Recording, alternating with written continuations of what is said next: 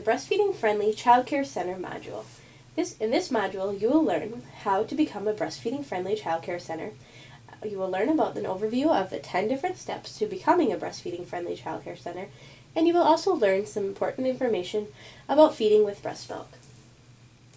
First of all, I'd like to discuss that breastfeeding is normal. Our goal is to make breastfeeding the norm throughout the United States. Breastfeeding has been the normal way to feed a child since the beginning of time. It has really only been in the last 60 years that we started feeding babies infant formulas. Through education, support, and awareness of breastfeeding, breastfeeding can once again be broadly viewed as the normal way to feed a baby.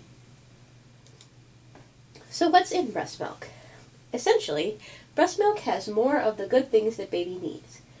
Formula contains everything baby needs to grow, but not what baby needs to thrive. Breast milk contains many more items, as you can see on this graphic. Breast milk contains carbohydrates, proteins, and fats that are constantly changing to provide the appropriate amounts of each. This changes as the baby grows, so even though mom still makes the same amount of milk, the composition of her milk is changing to provide exactly what baby needs to grow and develop. There is also water in breast milk, so there is absolutely no need for additional water. Even in the summer when it's warm, breast milk alone is enough fluid for baby. There are vitamins and minerals that provide for proper nutrition. They are absorbed better than vitamins and minerals in baby formula. There are antibodies to germs in the environment that the mother and the baby are exposed to. The breast milk will adapt and contain the needed components to help decrease the risk of illness or severity of illness. There are also anti-parasites, anti-allergies, antiviruses, and hormones. All of these things help protect baby and help them grow. There are growth factors that help with proper infant growth and development. There are also cool things called stem cells and Hamlet cells. Hamlet cells are especially cool because they actually are lethal to malignancies and cancer cells. They cause cancer cells to disseminate or destroy cancer cells. So this is a really cool component of breast milk that is not found in infant formula.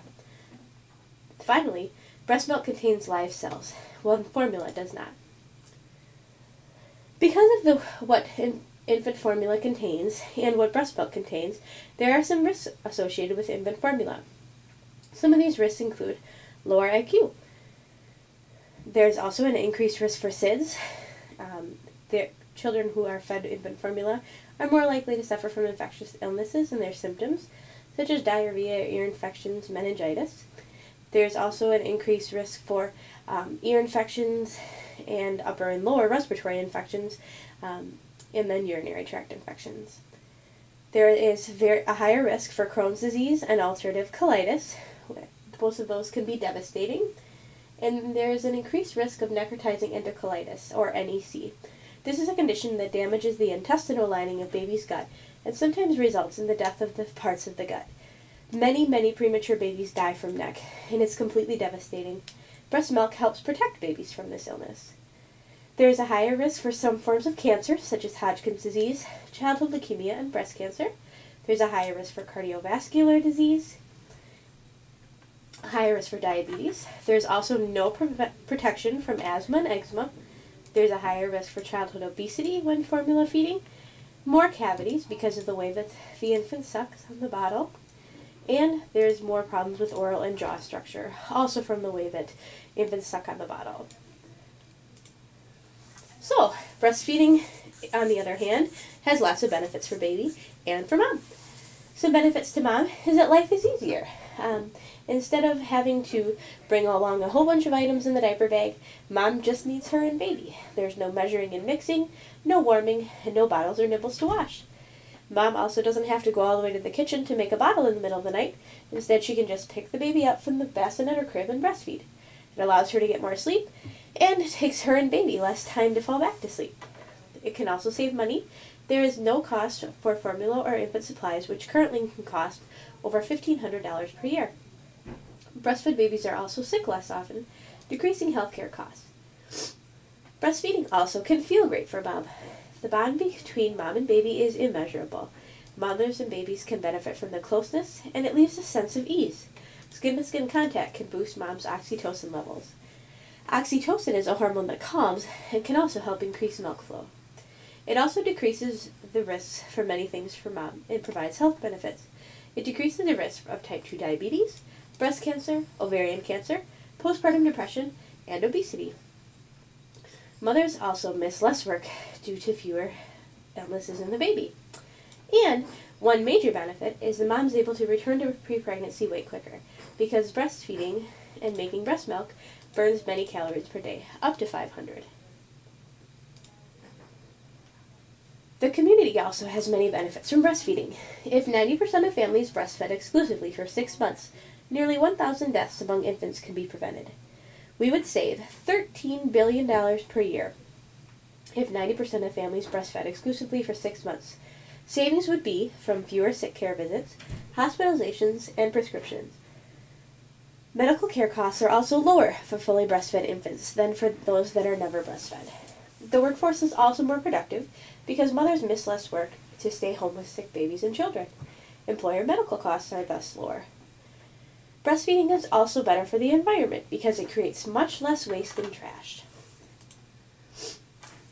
If your center participates in the Child and Adult Care Feeding Program, breast milk is a reimbursable component of the infant meal pattern. Therefore, you receive funding for formula for the infant even though they are not taking it and mom is providing the breast milk. When a child reaches the age of 12 months, you can then substitute cow's milk with breast milk in the meal pattern to be reimbursed. This slide depicts the Healthy People 2020 goals. In Wisconsin for 2009, 75.5% of women initiated breastfeeding, 48.6% were breastfeeding at 6 months, 25.9% were breastfeeding at 1 year, and we're also looking at exclusively breastfeeding. 45.2% were exclusively breastfeeding at 3 months, and 16.8% were breastfeeding at 6 months. As you can see, all of these numbers are below the Healthy People 2020 goals, so we have work to do. Another goal of Healthy People 2020 is to increase the proportion of employers that have worksite lactation support programs. With more employers supporting lactation, more infants and children in child care centers will be breastfeeding, and mothers will be breastfeeding for longer. The American Academy of Pediatrics fully supports breastfeeding, and according to their policy statement, exclusive breastfeeding is recommended for the first 6 months. Continuous breastfeeding is recommended through at least the first year and longer as mutually desired. Medical contraindications to breastfeeding are rare, and the World Health Organization actually recommends breastfeeding at least 2 years. The Surgeon General, in the call to action, also states that one of the most highly effective preventive measures a mother can take to protect the health of her infant and herself is to breastfeed. The success rate among mothers who want to breastfeed can be greatly improved through active support from the family of the mother, friends, communities, clinicians, healthcare leaders, employers, and policymakers. You as a child care center employee also fit within the support system that can help moms successfully breastfeed. So now, we will discuss the 10 steps to breastfeeding-friendly child care centers. Step 1 is to designate an individual or group who is responsible for development and implementation of the 10 steps. Step 2 is to establish a supportive breastfeeding policy and ensure that all staff are aware of and following the policy. Step 3 is to establish a supportive worksite policy for staff members who are breastfeeding. Step 4 is to train all staff so that they are able to carry out breastfeeding promotion and support activities. Step 5 is to create a culturally appropriate breastfeeding-friendly environment. Step 6 is to inform expectant and new families and visitors about your center's breastfeeding-friendly policies. Step 7 is to stimulate participatory learning experiences with the children related to breastfeeding. Step 8 is to provide a comfortable place for mothers to breastfeed or pump their milk in privacy if desired. Educate families and staff that a mother may breastfeed her child wherever they have a legal right to be, according to Wisconsin law. Step 9 is to establish and maintain connections with your local breastfeeding coalition or other community resources. And Step 10 is to maintain an updated resource file of community breastfeeding services and resources kept in an accessible area for families. So finally, the self-appraisal questionnaire is the first step in the 10-step process, And in this questionnaire that you will do with a designated staff member, you will review the existing practices in your child care center. You will look at your compliance with key requirements. You will assess your key areas for improvement, and you will be given a tool to prioritize. It is expected that you will have areas to improve upon, and the tool to prioritize will help you decide what you want to work on first.